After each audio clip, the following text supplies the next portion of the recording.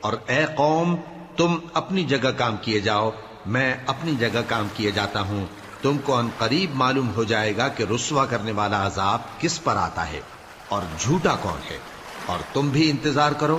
میں بھی تمہارے ساتھ انتظار کرتا ہوں۔ اور جب ہمارا حکم آ پہنچا تو ہم نے شعیب کو اور جو لوگ ان کے ساتھ ایمان لائے تھے ان کو تو اپنی رحمت سے بچا لیا، اور جو ظالم تھے ان کو چنگھاڑ نے آ دبوچا،